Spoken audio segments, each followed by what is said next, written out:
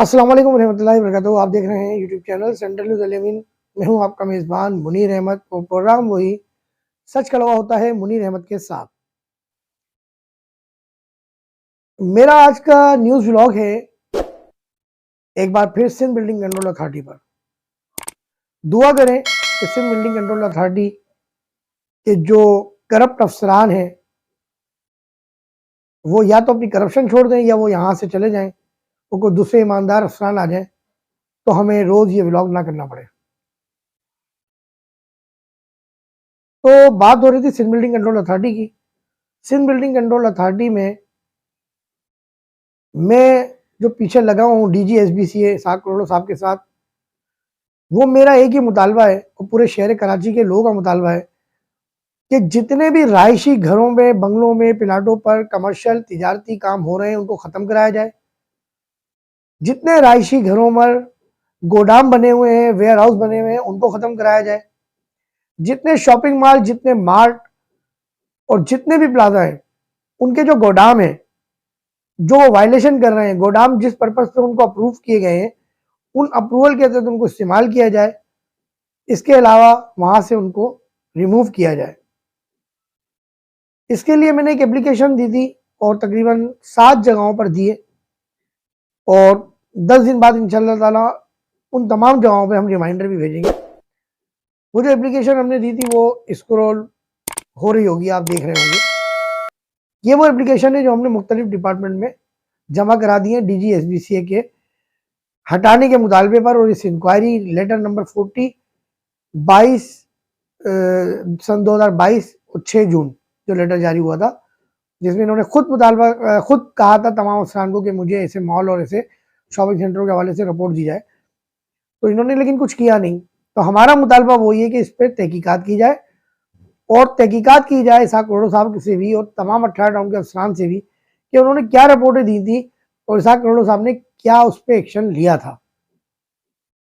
गैर कानूनी तामीरात शहर में नहीं रुक रही हैं। कहते थे सिस्टम चल रहा है, सिस्टम खत्म हो गया निगरान गवर्नमेंट के आने के बाद और सिस्टम अब नहीं है। लेकिन हम ये देख रहे हैं कि बिल्डिंग कंट्रोल अथॉरिटी के वो अफसरान जो सिस्टम को बुरा भला कहते थे, आज वो अपना सिस्टम चला के बैठे हुए। क्योंकि कल ये अफसरान नंगे भूखे हो गए थे, डायरेक्ट सिस्टम अपने हाथ में पैसा लेता था और अपने हाथ से तकसीम करता था, तो ये उस वक्त सिस्टम को बुरा कहते थे। आज ये अफसरान पैसे खुद ले रहे हैं लेकिन पैसे आगे नहीं पहुंचा रहे, और जब कंप्लेन लगती है किसी प्लाट की तो ये उसको संभाल भी नहीं पाते क्योंकि आगे पैसे पहुंचा नहीं रहे। कंप्लेन डायरेक्ट आगे लगती है, जब आगे वाले रिपोर्ट मांगते हैं तो वो इस पर प्लाटों पर एक्शन लेते हैं। मैं आपको बताता हूं, मैंने कुछ सर्वे किए नाज़िमाबाद 2 नंबर के और जमशेद टाउन का भी एक प्लाट है उसमें, तो मैं आपको बताता हूं। नाज़िमाबाद का जो प्लाट है 2E, प्लाट नंबर है 3/10।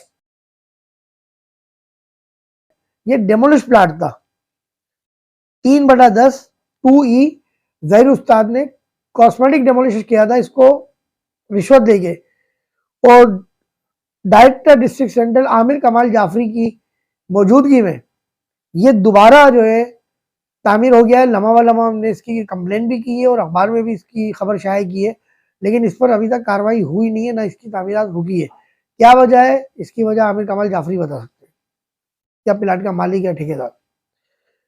एक प्लाट है 2D 13/4, एक प्लाट है 2S 11/6। ये पिलन पर है, इनका नक्शे पास नहीं हुए, इनकी केडीए से फॉरवर्डिंग नहीं हुई है। जब केडीए से फॉरवर्डिंग ही नहीं हुई है तो इसका मतलब इनके नक्शे पास नहीं हुए। जमशेद टाउन आपने देखा होगा, ये कारों के जो शोरूम बने हुए जेल चौरंगी से पहले, यह है 49/5 प्लाट नंबर, मेन रोड पे प्लाट है। इसकी आपकी ये आप तस्वीर देख रहे होंगे 49/5। ये जो तस्वीर आप देख रहे हैं ये गुजरात कॉलोनी कहलाती है, Gujarat colony new MA road कहलाता है। ये प्लाट नंबर है 49/5। इसका भी फॉरवर्डिंग लेटर नहीं निकला है केडीए से। जब फॉरवर्डिंग लेटर नहीं निकला है तो ये कैसे नक्शा पास हो गया? बात यह है कि सिस्टम अभी भी चल रहा है। अब मौजूदा अफसरान का सिस्टम चल रहा है जो कल इस सिस्टम को बुरा कहते थे क्योंकि ये नंगे भूखे हो रहे थे, आज इन्होंने अपना सिस्टम चालू कर लिया। लेकिन हम अखबार, हम सहाफ़ी, हम अखबार के लोग, हम तो हर करप्शन और करप्ट लोगों के खिलाफ काम करते हैं, हमेशा से पहले भी करते थे। पहले भी सिस्टम के खिलाफ हमने एक तवील जंग लड़ी है, हर अखबार में, हर सोशल मीडिया पे हमने आवाज़ उठाई है। चाहे वो खुदवाई का सिस्टम हो, चाहे वो किसी आरआई का सिस्टम हो, चाहे वो किसी का भी सिस्टम हो, हमने आवाज़ उठाई है। हमने एमकेएम के उरूज के दौर में भी आवाज़ उठाई है। जब एमकेएम का उरूज का दौर था, उस वक्त भी जो गैर कानूनी तामीरात सियासी नामों पर होती थी, हमने उनके प्लाट भी शाये किए, उनके खिलाफ भी हमने आवाज़ उठाई है। क्योंकि हम इस बात पर यकीन रखता हूँ, मैं कम से कम, कि जो रात कवर की है कोई बाहर नहीं सुला पाएगा। तो अब जो ये सब कुछ हो रहा है, ये कौन चला रहा है? मैं एक बार फिर चीफ ऑफ आर्मी स्टाफ जनाब हाफिज आसिम मुनीर साहब से, डीजी रेंजर्स सिंध साहब से, कोर कमांडर कराची सिंध साहब से, चीफ सेक्रेटरी सिंध साहब से, वजीर आला जो निगरान वजीर आला है उनसे, गवर्नर कामरान टेसोरी साहब से और चेयरमैन एंटी करप्शन साहब से मैं ये एक बार फिर मुतालबा करता हूँ, प्लीज नोट कर लें। प्लाट नंबर 2E जो जहीर उस्ताद ने 3/10 इसका नंबर है, block Nazimabad 2E, district central है, district central Nazimabad 2E, plot number 3/10 जो जहीर उस्ताद ने डेमोलिश किया था, उस पर आमिर कमाल जाफरी की मौजूदगी में दोबारा डेली काम हो रहा है और रात दिन रात काम हो रहा है। 2D 13/4, 2S 11/6 पिलंद पर काम है, इनके भी नक्शे पास नहीं है, केटी से फॉरवर्डिंग नहीं हुई है। Gujarat colony, new M A Jinnah road, Jamshed town, plot number 49/5, इस पे भी नक्शा पास नहीं हुआ है। और नक्शा पास हुआ है तो कम से कम केडी से इसकी फॉरवर्डिंग नहीं हुई है। फॉरवर्डिंग चेक की जाए, अगर जाली फॉरवर्डिंग में बन रहा है तो तहकीकात की जाए साहब करोड़ों साहब से और मौजूदा अफसरान से यहाँ से कि ये काम कैसे हो रहा है।